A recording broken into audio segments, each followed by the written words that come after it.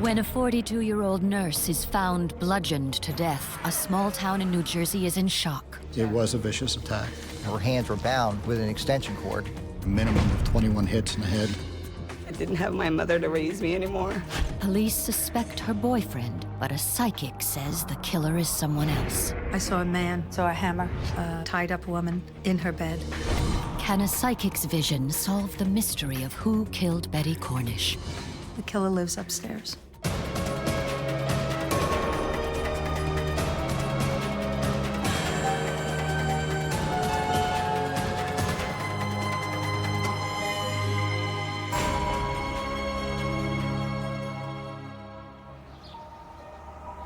Belvedere, New Jersey, an hour away from New York City, but a million miles away from big city crime, a town where neighbors trust each other and doors are seldom locked. It's a very quiet town. Everybody knows everyone. It's just one of those small communities. Basically, a little rural town that hadn't really changed over the decades. Until August 8th, 1987. A frantic emergency call comes in from a man who says he's found his girlfriend dead. Kent Swigert, now chief of Belvedere Police, is the first on the scene. I entered the apartment and observed a male standing in the living room. And this male said to me, "Is she dead?"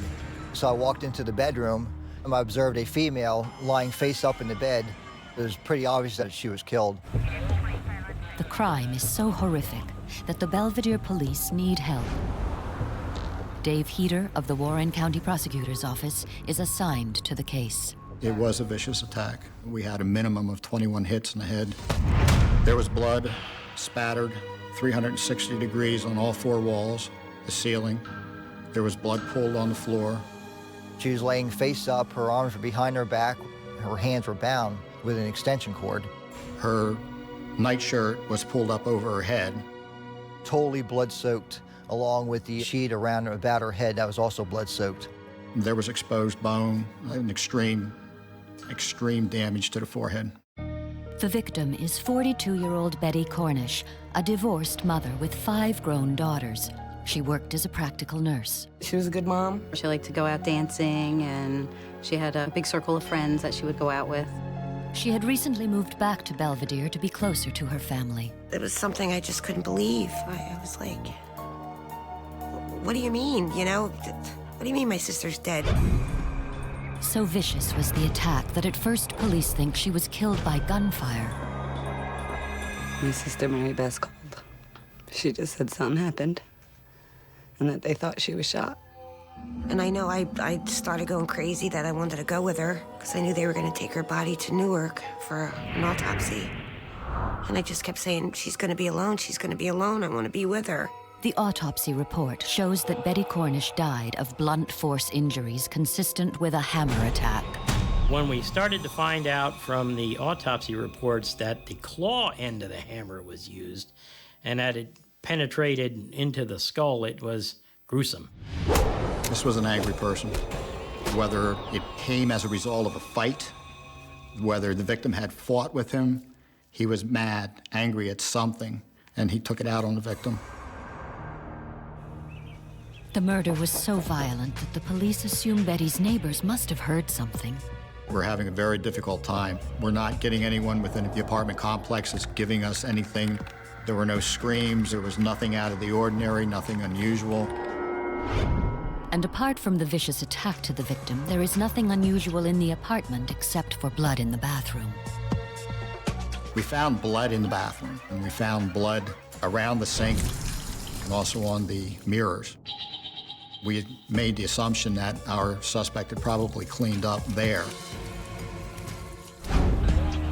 At first, it looks as if the killer came through the window because the victim's window was removed and found leaning against the building.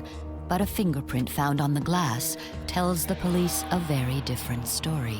That fingerprint would have had to have been someone from the inside grabbing the window. The idea that if someone did jump in, they would have to grab a hold of the sill in order to pull themselves in. There would have had to been striations across that wooden sill from the body sliding across. There were no striations. That leads police to believe Betty Cornish knew her killer. We believe that that window was removed to draw us off because he was located so close to the victim. So the police zero in on her boyfriend. He found the body, he reported the crime. When we began to question him, he indicated that he had been out fishing that day. Some of the other investigators who were going around the apartment came into us to tell us that they found a set of clippers that a fisherman would typically use was located directly below the bedroom window of the victim. That became very suspicious to us because he said he had been fishing. It was shocking, but I kind of thought that maybe it was the boyfriend because I didn't know Paul that well. Could he be the one who removed the window? We started questioning her boyfriend more and more, and honestly, I believe he got scared. Before police can further question him, he stops talking. He asked for an attorney at the time. So we couldn't talk to him any further, and his attorney advised him not to speak with us or cooperate with us at any point. Now, after 3 days and no hard leads, the people in town are uneasy. This was the first murder that Belvedere had experienced in really 80 to 100 years. The people in the immediate area of Blair House Apartments were very, very scared at the time. There was a crowd of people that had watched what was going on, and there was fear that there might be more people in danger. Everything, my whole complete life changed overnight. I didn't have a place to live anymore. I didn't have my mother to raise me anymore. Nothing's ever normal again. Residents in the apartment complex, eager to help the police, volunteer for polygraph tests, and they all pass. It seems as if the police have hit a wall. The longer that a case goes on, your chances lessen greatly by the hour. It starts to scare you. There is a killer in the community, and you don't know where he is.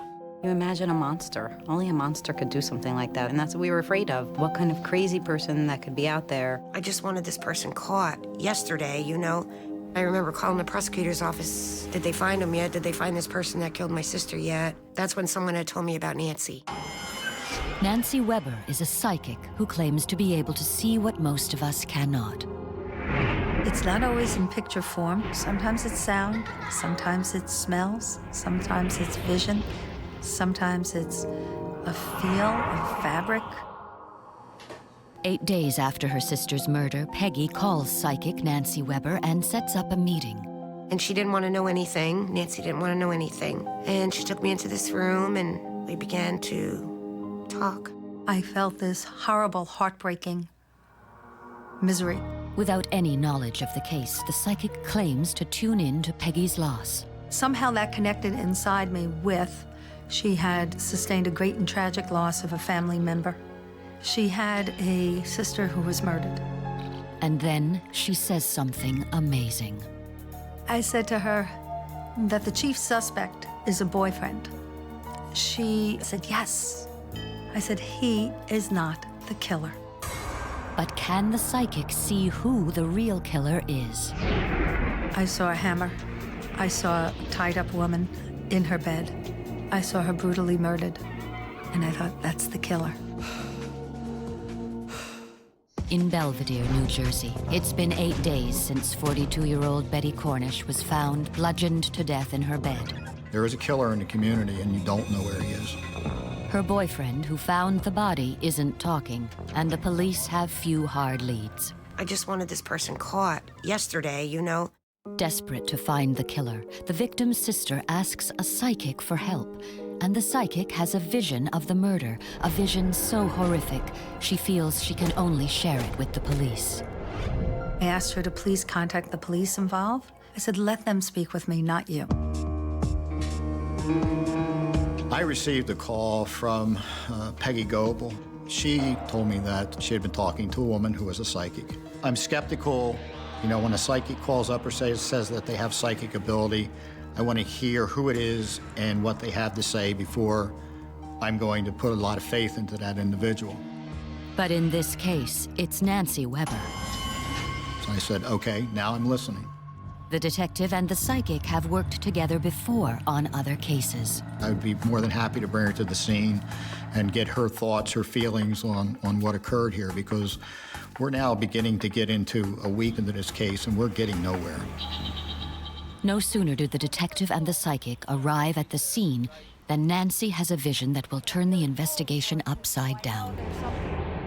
I looked upstairs, and I saw a shadow, and I thought, that's the killer.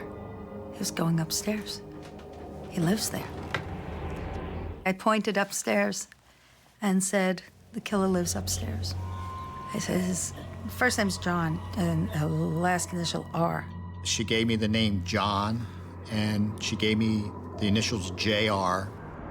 The man upstairs is 30-year-old John Reese, a farm laborer who lives with his girlfriend and her 2 children.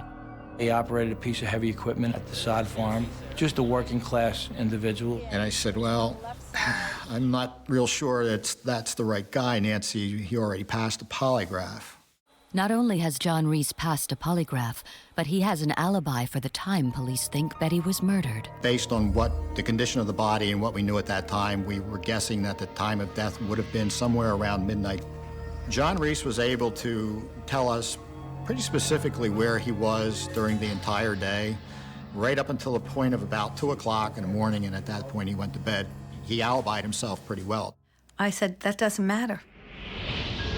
It was such a strong feeling and strong vision.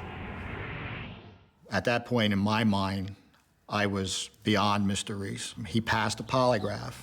She said that she didn't care, that, polygraph him again, do what you have to do, but he's the guy.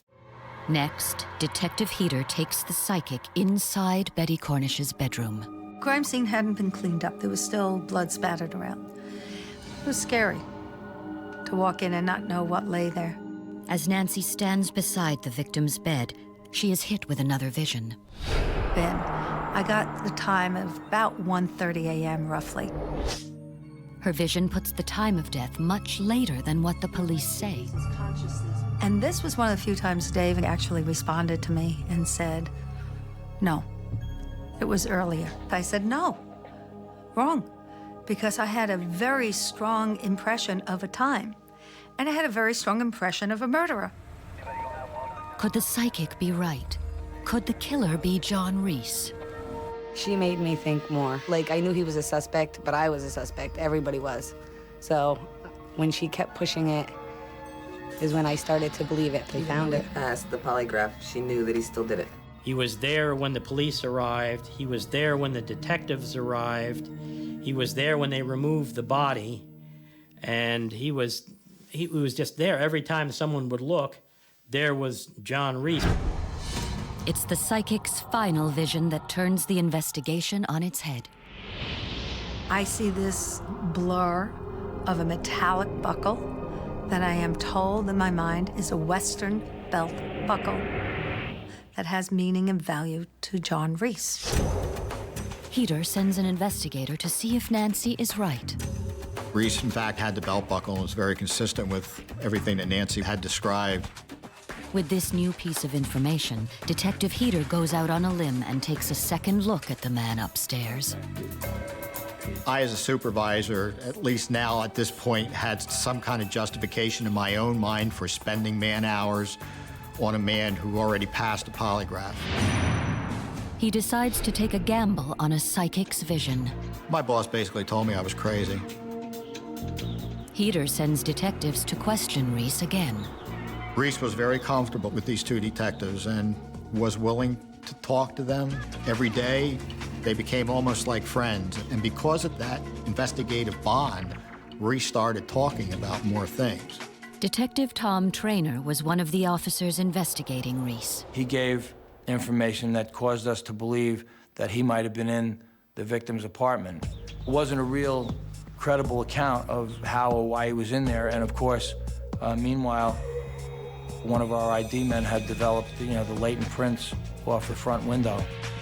11 days after the murder, the first solid piece of damning evidence.